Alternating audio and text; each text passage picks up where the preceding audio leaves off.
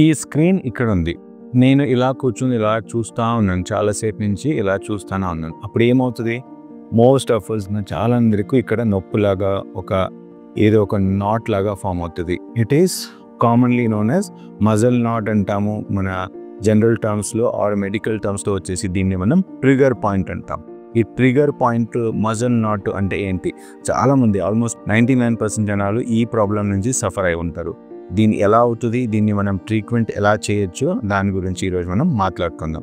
Muscle not అంటే ఒక muscle ఒక బల్క్ లాగా ఉంటుంది. ఆ మజిల్ నాట్ లాగా ఫామ్ అవుతుంది. యాక్చువల్లీ నాట్ ఉంటుందా, ఏముంటుంది? ఇట్స్ నాట్ కాదు, అది it's a misnomer. It's not the right term to use it, but జనరల్గా it feels like a knot. మనం మజిల్ పాల్పేట్ చేసినప్పుడు ఒక నాట్ లాగా దాంట్లాగా ఇది అవుతుంది. ఫీల్ అయినప్పుడు దాన్ని మనం జనరల్ టర్మ్స్లో మజిల్ నాట్ అంటాం. ఇది యాక్చువల్లీ ఎందుకు అవుతుంది? ఫస్ట్ ఏమంటే మనం ఒక మజిల్ని అబ్నార్మల్ పొజిషన్లో ఆర్ ఎక్సెసివ్ లోడ్ చేసినప్పుడు, ఇప్పుడు నేను టీవీ ఎగ్జాంపుల్ ఇచ్చాను, లేదు మనం సీలింగ్ ఇలా చూస్తూ ఉన్నాము, ఇలా సీలింగ్ పెయింట్ చేస్తున్నాము ఆర్ సీలింగ్ మీద ఏదైనా వర్క్ చేస్తున్నాము, ఇలాంటి వర్క్ చేసినప్పుడు ఒక మజిల్లో అబ్నార్మల్ పొజిషన్లో స్ట్రెస్ అవుతుంది. ఆ ఏ పొజిషన్లో దాన్ని యాక్టివేట్ చేయాలి, దా మజిల్ని కాంట్రాక్ట్ చేయాలి, ఆ పొజిషన్ కాకుండా ఇంకొక పొజిషన్లో చేసినప్పుడు మజిల్ మీద ఎక్కువ స్ట్రెస్ వస్తుంది. స్ట్రెస్ వచ్చినప్పుడు ఆ మజిల్ ఒక స్పాజంలో వెళ్ళిపోతుంది. Only part of the muscle, మొత్తం బల్క్. ఈ మజిల్ అన్నప్పుడు మన హోల్ బల్క్ ఉంటుంది, కానీ ఒక పార్ట్ ఆఫ్ ద మజిల్స్లో ఉన్న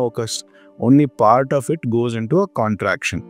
ఈ మజిల్ కాంట్రాక్ట్ అయినప్పుడు కాంట్రాక్ట్ అవ్వాలి, రిలాక్స్ అవ్వాలి, మజిల్ కాంట్రాక్ట్ అవ్వాలి, రిలాక్స్ అవ్వాలి. కానీ కంటిన్యూస్ కాంట్రాక్షన్ ఉన్నప్పుడు, పార్ట్ ఆఫ్ ద మజిల్ ఒక కాంట్రాక్ట్ ఫేజ్లో ఉన్నప్పుడే కూడా అప్పుడు ఒక ట్రిగర్ పాయింట్ లాగా ఒక మజిల్ నాట్ లాగా ఫామ్ అవుతుంది. సో మజిల్స్లో కొన్ని ఫైబర్స్ ఉంటాయి. యాక్టిన్ అని, మయోసిన్ అని ఉంటుంది.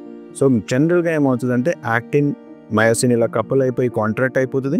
కాంట్రాక్ట్ అయిపోయిన తర్వాత మళ్ళీ రిలీజ్ అవ్వాలి, మళ్ళీ కాంట్రాక్ట్ అవ్వాలి, మళ్ళీ రిలీజ్ అవ్వాలి. ఇది అవ్వకుండా కాన్స్టెంట్ ఒక locking actin and myosin interlock అయినప్పుడు కాన్స్టెంట్ కాంట్రాక్షన్ ఫేజ్లో ఉంటుంది.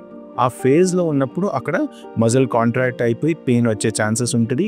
దీన్ని మనం మజిల్ నాట్ అనొచ్చు, ట్రిగర్ పాయింట్ అనొచ్చు. మన మెడికల్ లాంగ్వేజ్లో ఇంకా క్లియర్గా ఎక్స్ప్లెయిన్ అంటే ఫోకల్ మజిల్ హైపర్టోనిసిటీ అంటాం, FMH అంటాం దీన్ని. ఓకే, దీన్ని మనం ఎలా ట్రీట్మెంట్ చేయొచ్చు? ఇప్పుడు మీకు ఎక్స్ప్లెయిన్ చేసినట్టు కంటిన్యూస్ యాక్టిన్ అండ్ మయోసిన్ ఈ రెండు ఫైబర్స్ కూడా కాన్స్టెంట్ ఇంటర్లాకింగ్ ఉన్నాయి. ఈ ఇంటర్లాకింగ్ నుంచి మనం యాక్టిన్ మయోసిన్ కపులింగ్ నుంచి we have to decouple it. దీన్ని మనం సపరేట్ చేయాలి. సపరేట్ చేసినప్పుడు అది ఫ్రీ అవుతుంది, మీకు పెయిన్ రిలీఫ్ అయ్యే ఛాన్సెస్ ఉంటాయి. సో దీన్ని మనం ఒక అన్లాక్ చేయాలంటే మన హోమ్ రెమెడీలో ఏమంటే మనం కొంచెం హీట్ థెరపీ చేయొచ్చు. హాట్ ఫర్మెంటేషన్ చేసినప్పుడు ఈ మజిల్ రిలాక్స్ అయ్యే ఛాన్సెస్ ఉంటాయి. చాలా పేషెంట్స్లో ఇమీడియట్గా హీట్ థెరపీ తర్వాత రిలాక్స్ అవుతుంది, పేషెంట్స్ విల్ ఫీల్ బెటర్. కొన్ని పేషెంట్స్లో మనం రోల్ చేయొచ్చు. ఒక ఏదైనా మషిన్ తీసుకున్నో లేదంటే ఒక ఫోమ్ రోలర్ తీసుకున్నో ఆ మజిల్ని మొత్తం మనం ఇలా రోల్ చేసినప్పుడు కూడా ఆ మజిల్ రిలాక్స్ అయ్యే ఛాన్సెస్ ఉంటుంది. ఐడియా ఏమంటే బేసికలీ ఈ కప్పలింగ్ని మనం డీకపుల్ చేయాలి. అదే హీట్ థెరపీతో చేయొచ్చు, మసాజ్ థెరపీతో చేయొచ్చు, ఫోమ్ రోలర్తో తీసుకొని మనం రోల్ చేసినప్పుడు కూడా చేయొచ్చు. ఆర్ ఇది అన్ని రెస్పాన్స్ అయ్యకపోయినా చాలా కంటిన్యూస్గా పెయిన్ ఉంటుంది, అప్పుడు మనము we have to confirm with an ultrasound that అక్కడ ఏమైనా వేరే రీజన్ ఉందా ఈ టోనిసిటీ ఇంక్రీజ్ అయినకి, or it's just trigger point ఉన్నప్పుడు ఈ మసాజ్ థెరపీ, హోమ్ రెమెడీ, మెడికేషన్తో రిలీఫ్ అవ్వకున్నప్పుడు మనం దీన్ని నీడిలింగ్ థెరపీ అంటాం. అల్ట్రాసౌండ్లో మషిన్ చూసి మనం డ్రై నీడిలింగ్ చేస్తాం. ఆ మజిల్స్ నీడిల్తో కొంచెం మనం ప్రిక్ చేసినప్పుడు మజిల్ రిలాక్స్ అవుతుంది, దానివల్ల పెయిన్ చాలా మట్టికి రిలీఫ్ అవుతుంది. So most of these trigger points ఒక హార్ట్ ఫర్మెంటేషన్స్తో, యాక్చువల్ ప్రాపర్ పోస్చర్తో, హీట్ థెరపీతో, ఓకే లోకల్ మసాజ్ థెరపీతో రిలీవ్ అవుతాయి. ఒకవేళ దాంతో కూడా రిలీవ్ అవ్వకపోయినప్పుడు మనం డయాగ్నోసిస్ కన్ఫర్మ్ చేసుకొని డ్రై నీడ్లింగ్ థెరపీతో చేసినప్పుడు చాలా పేషెంట్స్ రిలీఫ్ అవుతారు.